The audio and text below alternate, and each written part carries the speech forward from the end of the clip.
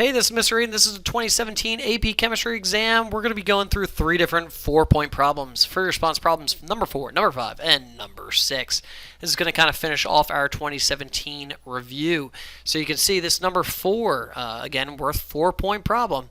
This is a chromatography problem, which means right away you're looking at this chromatography. We've done this in class.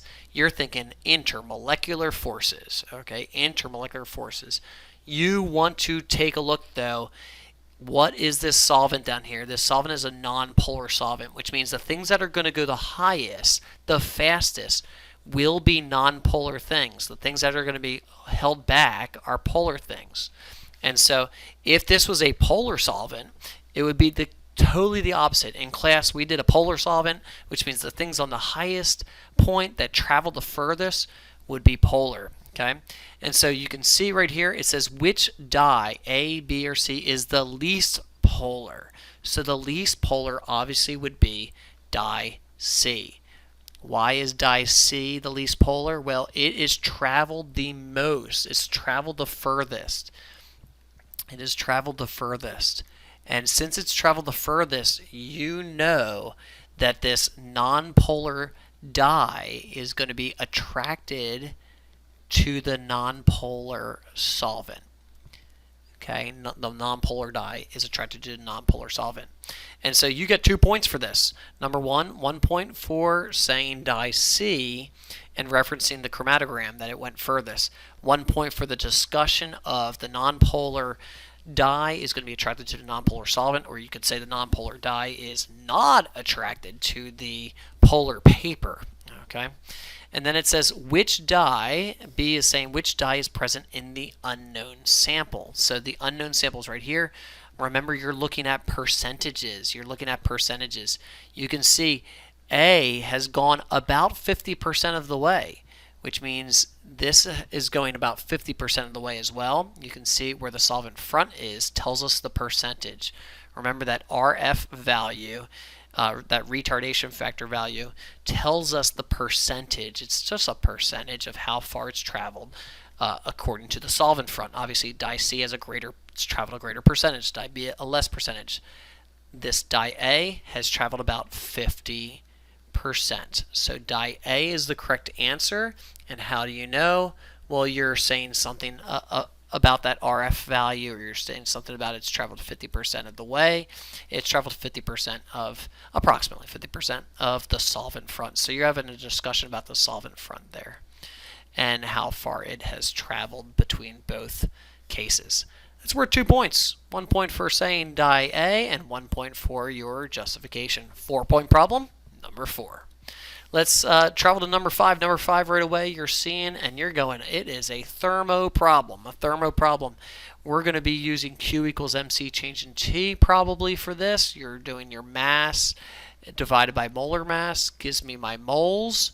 And then at the end of the day, your delta H equals how much heat divided by how many moles. And so this is a enthalpy type problem. And so they give us some information here. What do you know? It's exactly what I said it was going to be. We're going to use Q equals MC change in T. Now keep in mind, we're using the Q equals MC change in T of the water up here. The water. So what's the mass of the water? Is 125 grams, 125.00 grams. What's the specific heat of water? Well, that never changes. 4.18 joules per gram degree Celsius, as long as it's in a liquid state. What's the change in temperature? Is 51.1 minus 22.0. That's the change in the temperature. And so when I do that formula, I end up getting, remember I run around my answer to 3 significant digits because I have 22.0, 51.1, 4.18, 3 significant digits. I'm going to round it to 15,200 joules. And then, of course, we want that change in the kilojoules, 15.2 kilojoules there. 15.2 kilojoules. This is worth 1 point for this calculation. Now, that is letter A. Letter B says, based on the experimental data, if 1 mole of C3H7OH is combusted, how much heat is released. How much heat is released? Well, we want to think about the enthalpy here. The enthalpy is 15.2 kilojoules, but we need to know how many moles we have. Well, we have 0.55 grams of C3H7OH. I'm going to divide that by his molar mass. His molar mass is 60.09, if you calculate that using the periodic table. So, which means I have 0.55 divided by 60.09, and that gives me, again, I'm going to round to 3 significant digits, 0.00915 moles of this C3H7OH. Okay.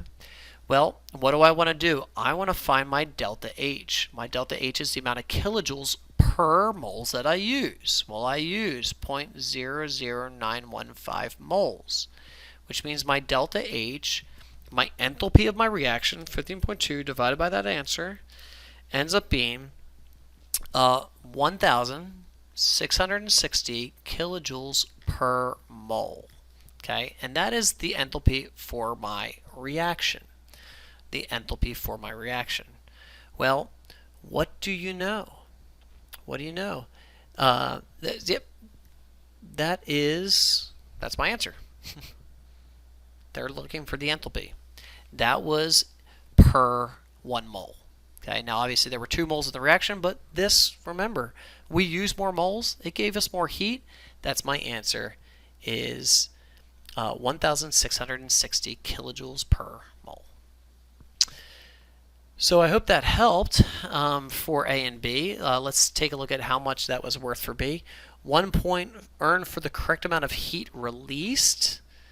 Okay, and if there was 1 mole, obviously, times 1 mole equals 1660 kilojoules released. So we get 1 point for the correct amount of heat released, 1 point for rounding to the correct significant digits here. Now, since there is only 2 significant digits right here for the 0.55, I need to round this to 1700 kilojoules.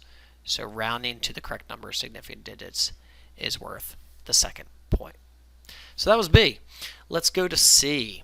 C is saying a second student performs this with the same mass of water, same temperature. However, the student uses an alcohol that's contaminated with water. So we have a contamination with water. We don't have all the C3H7OH. It's not pure. It's a even more diluted solution. And so what's going to happen is if you have a diluted solution, there's going to be not as much energy that is produced. And if there's not as much energy that is produced, then that means the final temperature would be the final temperature would be less. I'm going to call this T final, would be less for this second student than the first student. Think about the first student was using all 0.55 grams of their C3H7OH. There is less grams of the C3H7OH, which means less moles. Less moles means less heat. Less heat means less change of temperature. And so that is going to be worth 1 point for a valid explanation there. So 4-point problem. A was worth 1 point, B was worth 2 points, and C was worth 1 more point. There's your 4 points. And let's get to our last problem. This is number 6 for this week. It's a KSP problem. The KSP is 1.8 times 10 to the negative 11th. You can see this is an MgOH2, which means MgOH2 solid is going to be in equilibrium or break down into Mg plus 2 OH minuses, which means this is a 1-to-2 ratio problem, which means this KSP problem is going to be a 4x cubed problem, isn't it? it's going to be a KSP is equal to the magnesium plus 2 times the hydroxide squared, which means this is going to be an X times 2X squared, or 4X cubed. Okay, 4X cubed, which means I know my KSP. My KSP is 1.8 times 10 to the negative 11th. I have 4X cubed. Make sure you do the correct algebra here. We're going to take 1.8 times 10 to the negative 11th, or e negative 11th, divide by 4. We're going to then cube root that answer, and we get two significant digits because I have 1.8. I'm going to round this to 1.7 times 10 to the negative 4. Now that's molar. That's called my molar solubility, isn't it? Molar solubility. Which means that X is equal to the concentration of the Mg plus 2. 2X is equal to, if I multiply that by 2, I get 3.3 times 10 to the negative 4th. Molar, that's the concentration of my hydroxide. Okay, so just keep in mind I'm trying to do as many parts of this problem as I can for you guys for review. Now we want to know the grams of magnesium hydroxide. Now think about it. There's 1 magnesium hydroxide for every 1 magnesium plus 2, which means we're going to use my molar solubility. We're going to use my X. 1.7 times 10 to the negative 4 molar. What do we do with molar? We multiply by liters. So we multiply by 0.1 liters. We multiply by the molar mass of 58.32 grams per mole. And that's going to give me the number of grams, which is going to be 9.6 times 10 to the negative 4th grams of magnesium hydroxide. 1.6, and I'm just going to double check that on my calculator. Yes, 9.6 times 10 to the negative 4th grams of magnesium hydroxide. That was worth 2 points. 1 point for calculating the molar solubility, so you get 1 point for finding X, 1 point for finding your number of grams. 2 points for A. And then we go to B. B is a lattice energy problem. And so lattice energy, remember whenever we're talking about lattice energy, we are talking about ionic compounds. And ionic compounds, we remember my Coulomb's law, Coulombic attractions.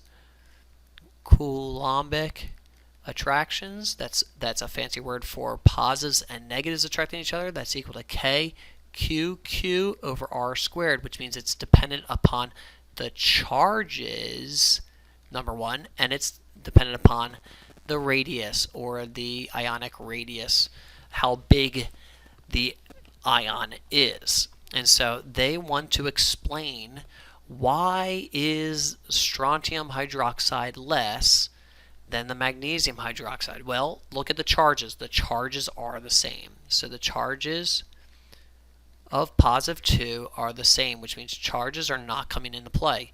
So it must deal with the radius or size. Because strontium plus 2 is so much larger of an ionic radius, it's going to be a smaller lattice energy, which means it takes less energy to